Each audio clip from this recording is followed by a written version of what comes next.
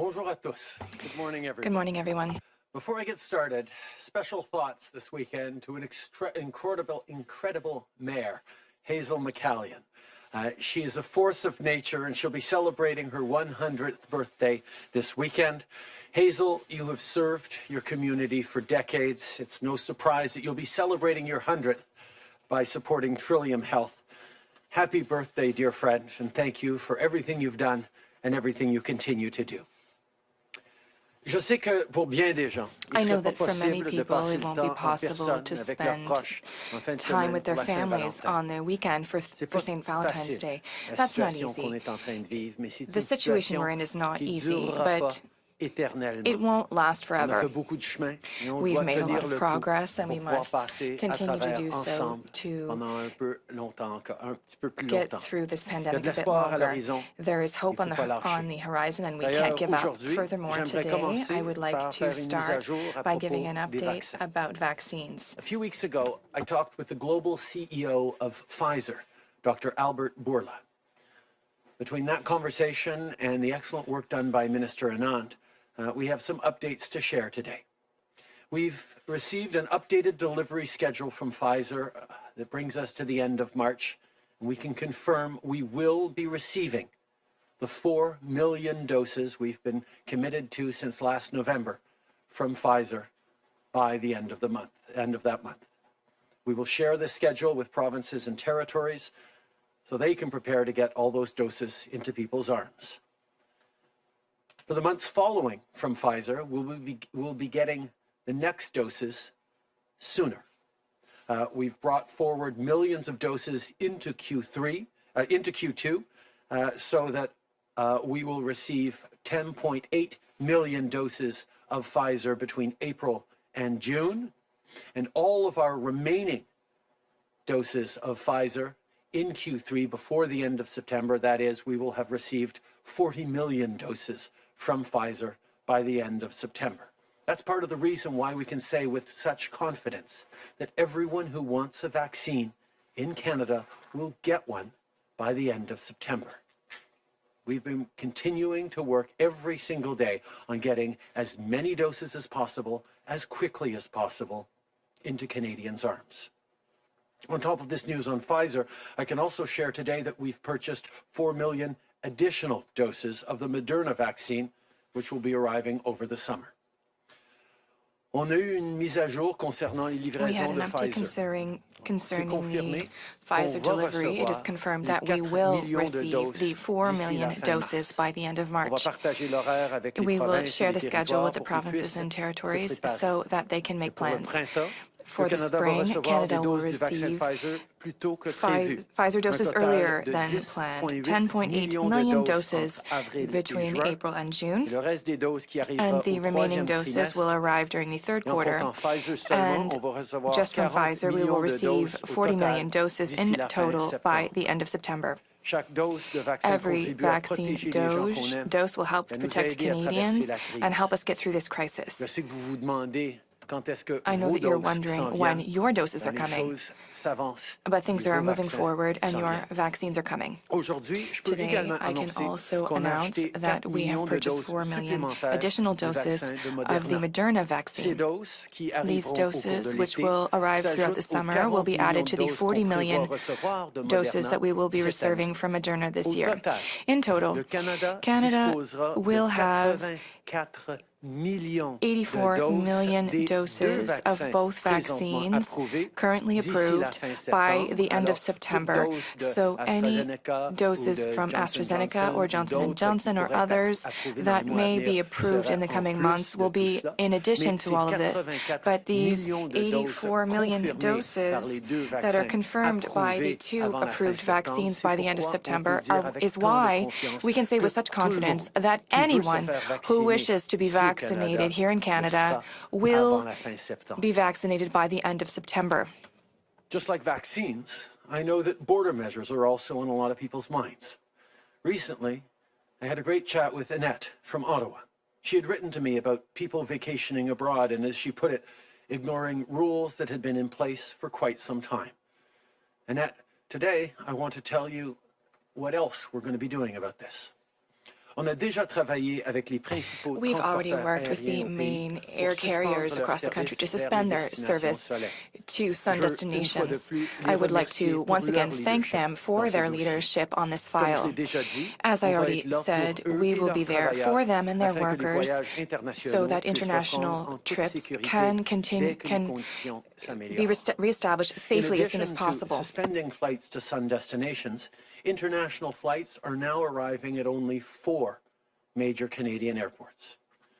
And no matter the flight, everyone must have proof of a negative PCR test taken within 72 hours of boarding.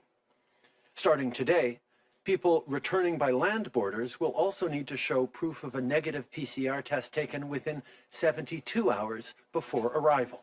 And all returning travelers must quarantine for 14 days after coming home or risk heavy fines and possible jail time. These are some of the strongest measures in the world. But with new variants emerging, we're stepping them up even further. Later today, Ministers Hajdu, Blair, and LeBlanc will announce the details of new testing, quarantine, and enforcement for everyone flying or driving back to Canada. These measures will take effect starting February 22nd. Putting these additional measures in place is a true team effort. To Canadian Airlines and border agents, thank you. To public health employees, to hotel workers and owners, thank you for all the work you're doing and for doing your part. We have already established some of the strictest border measures in the world, and with the presence of new variants, stricter measures are needed. Later today, Ministers Hajdu, Blair, and LeBlanc will provide more information about new testing and quarantine measures targeting people who are returning to Canada by air or car. These measures will come into effect February 22nd. Their objective is to ensure the safety of Canadians. Obviously, there will be exceptions for essential travel, particularly for truckers and health workers. For everyone else, people should simply not travel. We won't allow irresponsible decisions of a few to imperil everyone. We will do everything that we can to protect people and to master this virus. These border measures will help stop the spread of COVID-19 and new variants.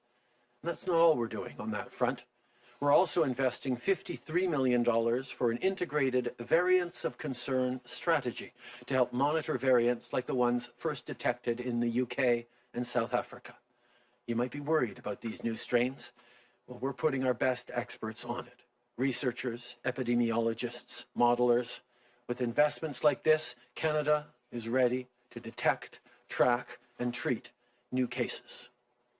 I know you're probably watching the news these days attentively, as everyone is, and watching the positive sign of the cases going down across the country. That is a good step in the right direction, but we also know at the same time the new variants that are more communicable, more easily transmitted, are increasingly out there. So we need to stay careful. You are doing a great job, making the sacrifices necessary that have shown us on the right track, but we're going to need to stay vigilant. We're going to need to be careful if we're going to make it through this spring in the best possible way to be able to enjoy a better future for all. Because nobody wants a third wave to start, particularly not one comprised of new, more communicable variants that can cause real challenges. Today, I also want to talk about what we're doing to support everyone, no matter who you are, during this global crisis. In the last year, we've seen once again how tough times fall first and hardest on the most vulnerable. The legacy of this pandemic must not be some people getting ahead while others fall behind.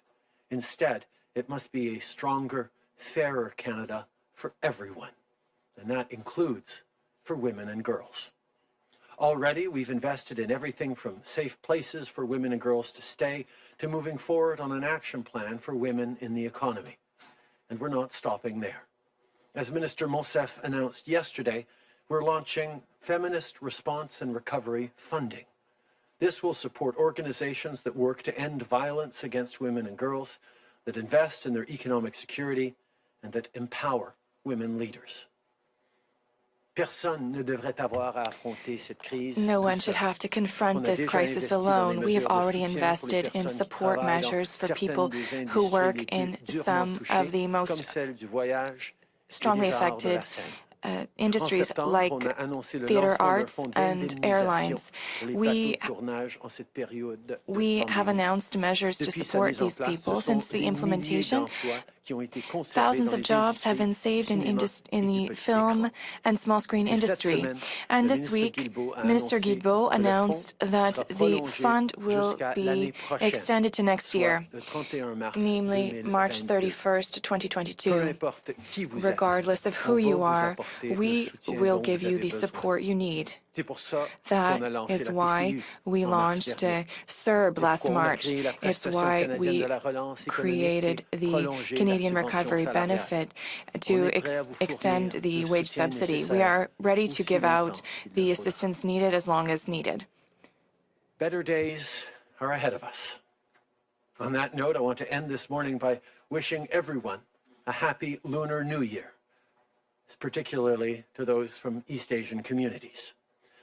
The Year of the Ox is particularly apropos for this particular time we're in, as it's about hard work, perseverance, and trustworthiness. I think that's exactly what's going to get us through the coming months. Instead of lion dances and fireworks this year, you might be celebrating by delivering PPE to frontline workers or dropping off groceries to elderly neighbors. Every day, you remind us that diversity is our strength, and it's something that we will always defend. There's no place in this country for hate or racism. We will always stand against anti-Asian racism and against all forms of racism and discrimination. We are stronger together today and always. Bon nouvel an lunaire, tout le monde. Happy Lunar New Year, everyone. Sheshe, comme ça hamnida. Thank you, Prime Minister. We'll now go to media for the questions. One question, one follow-up on the phone. Operator. Thank you. Merci. First question, Alex Ballangal, Toronto Star. Line open. Hi, good morning. Thanks for taking my question. You mentioned you got the delivery schedule and the confirmation for Pfizer up to the end of March that we'd get the 4 million. I know obviously Moderna's been delayed too. Do you have any update about will we get the 2 million Modernas by that point, by the end of March, or what's the deal with Moderna? We continue to get assurances from Moderna that they will be able to deliver those 2 million doses they had committed for the end of March. But we will, of course, continue to follow up directly with the company to make sure that we can get those doses as soon as possible and indeed secure more and sooner doses for all Canadians. I can confirm that Moderna is continuing to tell us that they will be able to deliver the 2 million doses by the end of March as anticipated, but we will continue to work closely with them to ensure that we receive these doses and perhaps even additional ones in the coming months. Follow-up, Alex? Yeah, this week you had a conversation with the Indian Prime Minister Modi.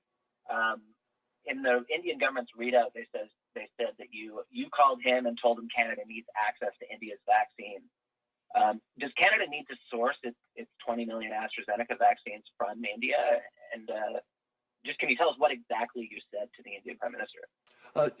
We have a deal, as you pointed out, for 20 million AstraZeneca vaccines. Those are not from the Indian production facility. I believe they're from the AstraZeneca facility in South Korea, but others can confirm that. We are looking at possible extra vaccines coming from India, from the Serum Institute. Work is being done closely on that. It was good to talk to Prime Minister Modi on a range of subjects, including the role that India is playing in producing vaccines for the developing world and other issues that are important to us. We will continue to work with people around the world to ensure that we're solving this pandemic for Canadians and indeed for everyone around the world. I can confirm that the 20 million doses from AstraZeneca that we will be receiving in the coming months do not come from India, but we are still interested in sourcing or finding others. That is why it's a good thing to speak with the Indian government and to pursue opportunities with the Serum Institute in India. We will continue to have conversations with all of our allies around the world to ensure that we have the means to get through this pandemic as quickly as possible. For Canadians and everyone around the world must work together, and that is what we are doing. Thank you. Next question. Thank you. Merci. Prochaine question, Mélanie Marquis, La Presse. À vous. Mélanie Marquis, La Presse. Bonjour, Monsieur Trudeau. Good morning, Mr. Trudeau. According to an Angus Reid poll, less than 30% of people believe that they will be vaccinated by the end of September. And yet it's one of the your most significant promises. I know that you're in a minority government, but are you committing to not dissolve Parliament so that Canadians can judge you on this matter specifically? Answer. Our priority is to vaccinate as many people as possible, as quickly as possible. That is what we are working on. I understand that there are anxieties that people are feeling and that there have been temporary interruptions over the past few weeks, and they're worried about the coming months. But I can tell you that in the coming weeks, we will start seeing an increase, an enormous increase in the number of doses arriving in Canada until spring and until September, where we are absolutely on track to receive enough vaccines and even more than enough vaccines to vaccinate all Canadians who wish to receive a vaccination. Our priority is that, and that is what we will continue to work on daily. A follow-up question. I understand, but that doesn't answer the question. Are you committing to not dissolve Parliament by September so that Canadians can hold a referendum on this issue? Answer. Our motivation is not whether we get the approval of Canadians. Our goal is to vaccinate Canadians as quickly as possible. I understand that maybe you have a particular interest in politics here, but as politicians, as government, our interest is to vaccinate as many people as quickly as possible. So I don't want to get into hypotheticals. Our focus, our priority, and what we are continuing to do is deliver millions of vaccines to Canadians in the coming months and to ensure that we're very clear that everyone who wishes to be vaccinated will be vaccinated by the end of September. Thank you. Merci. Next question, Brett Forster, APTN News. Line open. Hi, Prime Minister. APTN News has obtained hundreds of DFO documents from the September launch of the Mi'kmaq moderate livelihood fishery that reveal law enforcement was unprepared and unresourced to respond to the vigilante protests that they knew were coming. The RCMP had one boat. The protesters had 150 at one point. The Coast Guard was still in transit. And DFO officers have been instructed to observe, record, and report. Are you going to hold anyone accountable for that? I think all Canadians expect our police forces to be able to respond to difficult situations rapidly and in a way that demonstrates their ability to keep Canadians safe. There are a number of questions being asked about what exactly happened and about the RCMP response around the Mi'kmaq protests and the protests of Mi'kmaq, and we will make sure that we get those answers not just for the government but for Canadians. Follow-up, Brett?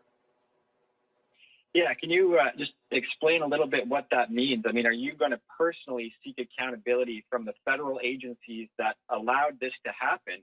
And if not, what does that say to Indigenous communities who saw the RCMP and the DFO stand by as this violence unfolded? I think there are questions for all different jurisdictions and the police of jurisdictions involved in this. We've certainly worked very closely with the Mi'kmaq over the past many months to resolve this issue and bring non-Indigenous fishers along. It is unacceptable to have seen any form of violence and intimidation of Indigenous fishers in this situation, and people have questions that they are expecting answers to, and I am one of those people. Bonjour, M. Trudeau, Louis Blouin, Radio-Canada. Good morning, Mr. Trudeau. Question. Have you made a decision about possible exemptions to these travel restrictions? We know that a solution that was found for Olympic and Paralympic athletes. There are some people who are very concerned about going overseas for medical treatment, for example, or people who must travel for humanitarian reasons, for funerals, for example, and people who are worried. What would you tell them today? Answer. We already know that essential workers are protected and don't have to go through the same restrictions.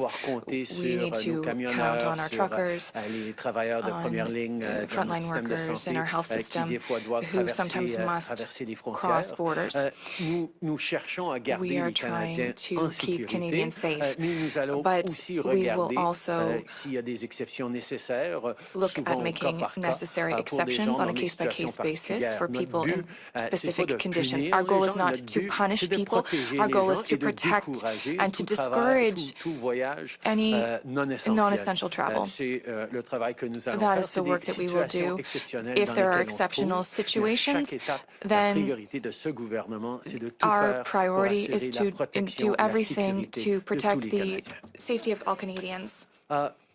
Obviously, we've taken significant measures to keep Canadians safe, particularly given the threat of these new variants that are being developed or that are emerging elsewhere around the world.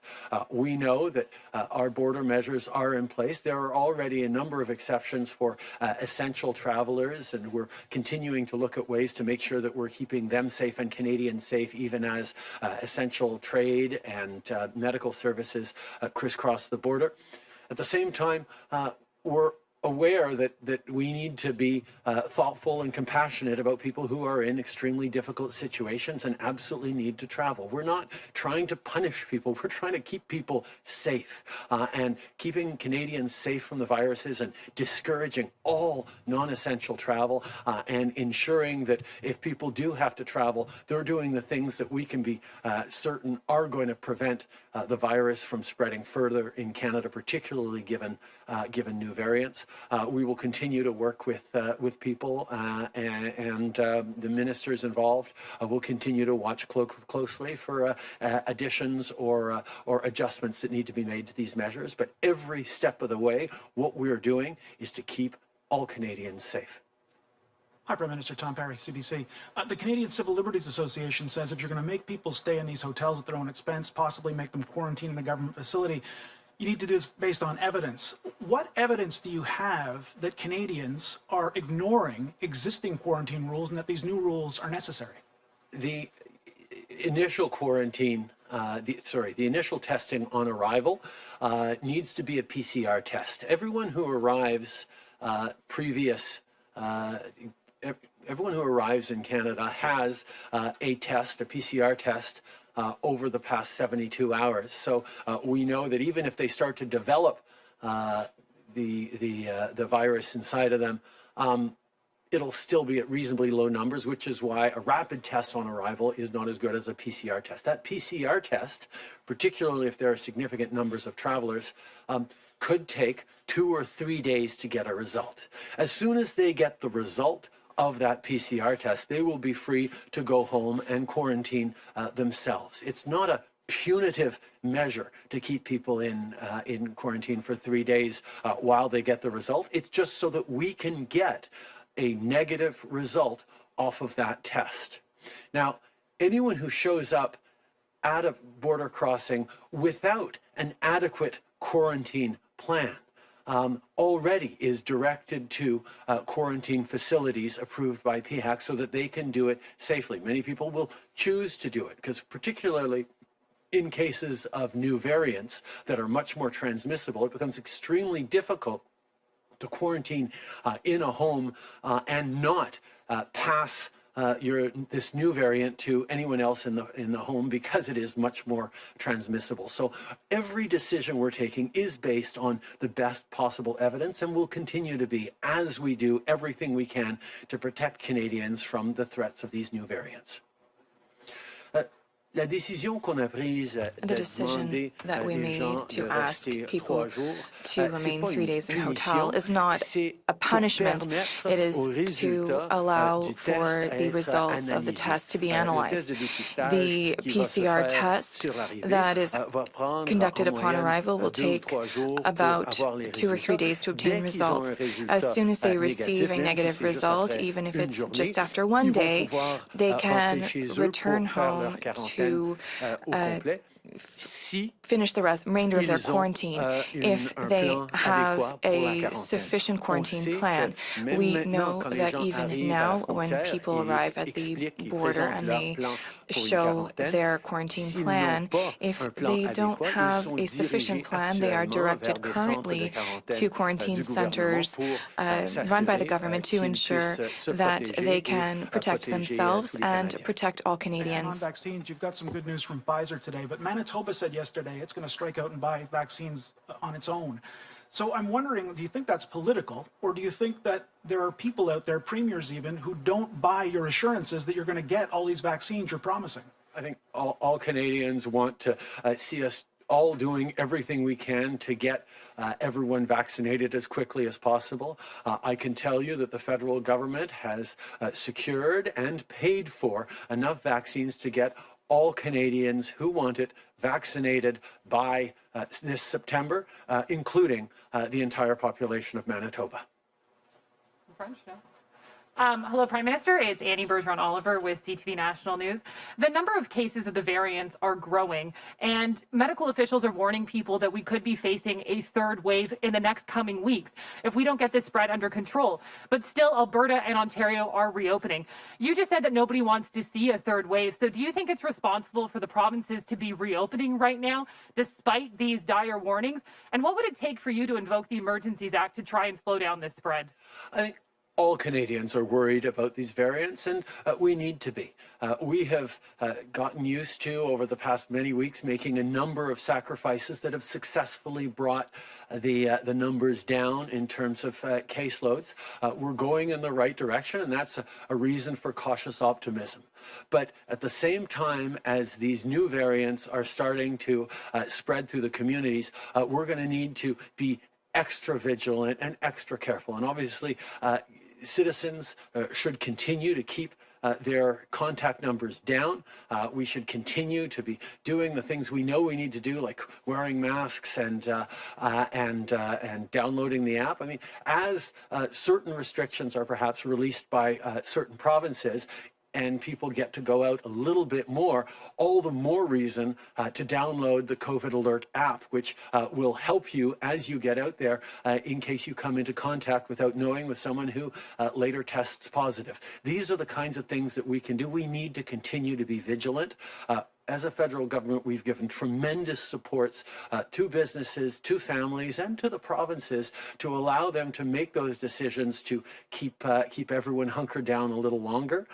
We will work with the provinces on the decisions they take, but at the same time, I think everyone understands that we need to be extra vigilant as we enter this phase of potential spread of these new variants. That's why things like contact tracing, rapid testing, the app, and continued careful choices by all Canadians not to gather and to keep distances are our best chance of getting through, in the best case possible, best way possible, to the mass vaccinations that are coming in the coming months. Well, why reopen if we could be in a third wave within weeks? No. We make our decisions based on the best recommendations of our health officials, and as a federal government, we will be there to support and encourage the right decisions by the provinces.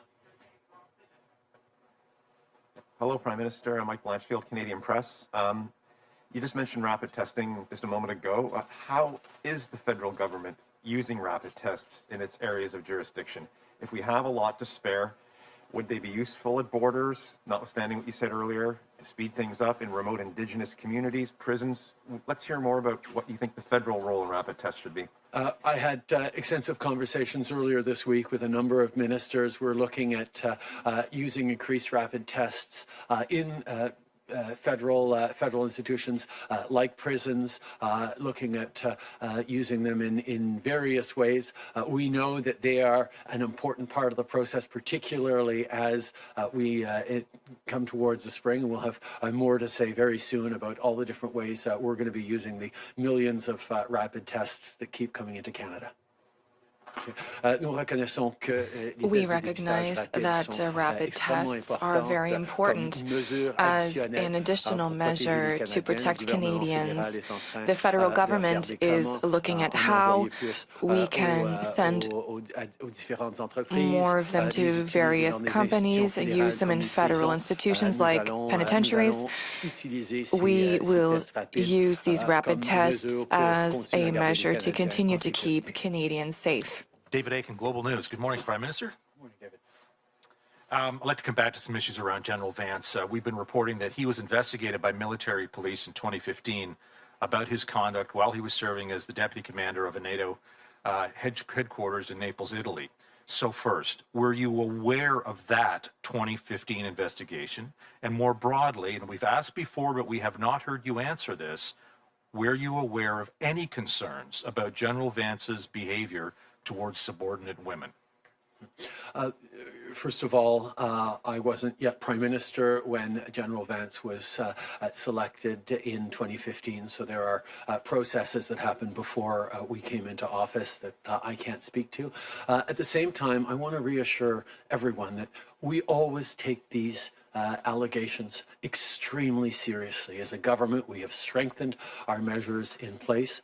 We have empowered the processes that oversee and investigate and review these issues, and we will continue to make sure that all the right steps are followed, that we continue to ensure that everyone has the right to a safe workplace, whether they work for the Canadian government, the Canadian military, or quite frankly, any workplace in this country. It's a commitment that we take very, very seriously, and we will continue to do everything we need to keep everyone safe. I can reassure everyone that our government takes the responsibility of ensuring a safe workplace very seriously. We will always follow the rules, and we will always seek to strengthen the processes and tools to ensure the safety of everyone and follow up on any allegation. Thank you. Good day, everyone.